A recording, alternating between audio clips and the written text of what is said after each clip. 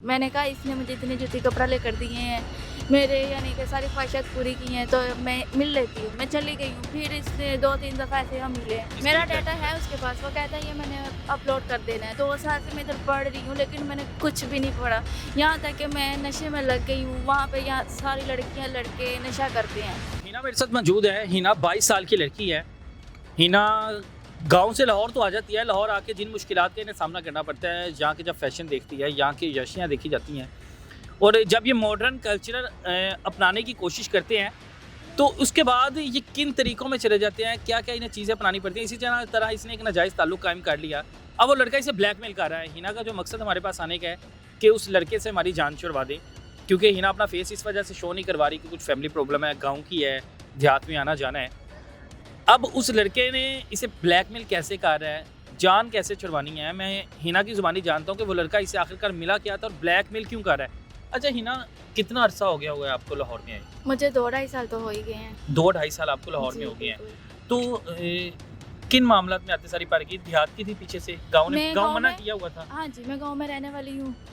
तकरीबन मुझे 2 साल हो गए इधर आए हुए। पढ़ने के लिए मैं आई थी देहात में तो पढ़ाई यूनिवर्सिटी। का रुझान इतना नहीं है, लोगों का तो ध्यान ही नहीं होता कि हमने अपने बच्चों को पढ़ाना है।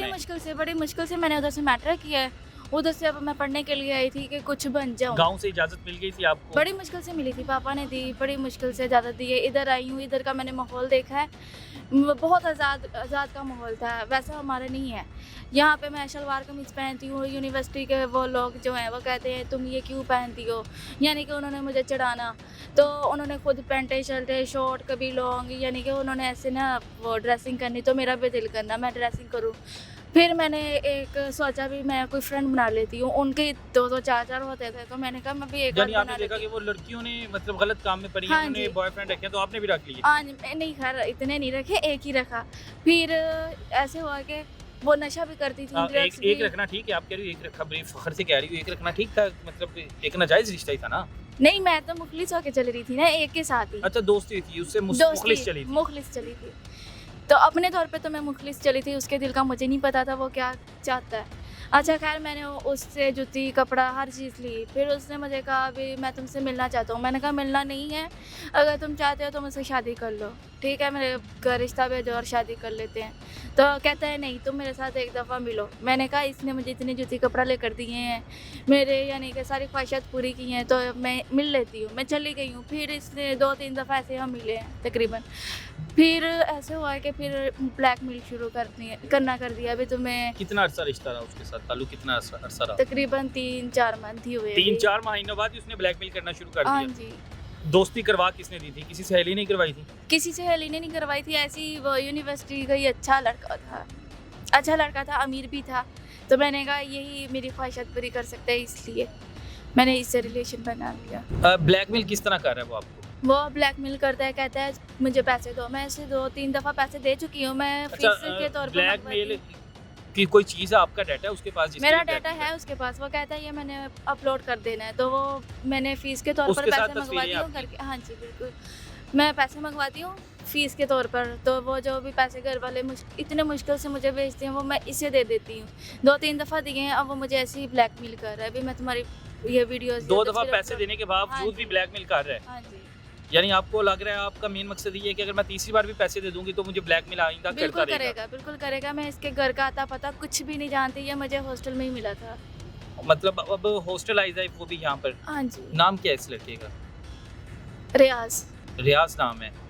तो अब बाकी सहेलियों किसी को ये चीज़ बताई कि मुझे इस तरह लड़का ब्लैकमेल कर रहा है?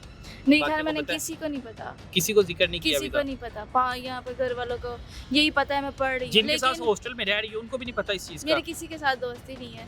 मेरे घर वालों को ये पता है कि मैं इधर पढ़ने के लिए आई हूँ, 2 साल से मैं इधर पढ़ रही हूँ, लेकिन मैंने कुछ भी नहीं पढ़ा। यहाँ तक कि मैं नशे में लग गई हूँ, वहाँ पे यहाँ सारी लड़कियाँ, लड़के नशा करते हैं। तो मैं भी अब वो क्या होता है शीशा पीती हूँ। शीशा आप भी पीती हो? शीशा पीती हूँ। हुलिया भी आपने वो देखो ना कितना मॉडर्न बनाया हुआ और एक देहात की, घर वालों को पता है इस हुलियों में रहती हो? नहीं, बिल्कुल नहीं पता। इसीलिए तो फेस नहीं शो करवा रही।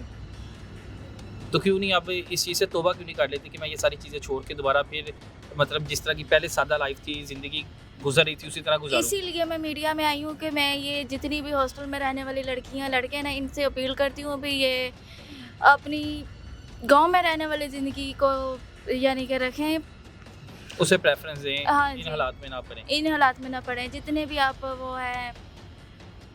अब आपका मेन मकसद ये है कि आप रियाज से जान छुड़वाना चाहती हो। अब बिल्कुल। हम लोग उससे रब्ता करें। हाँ जी। आपने कोशिश की कि पुलिस के पास जाऊँ?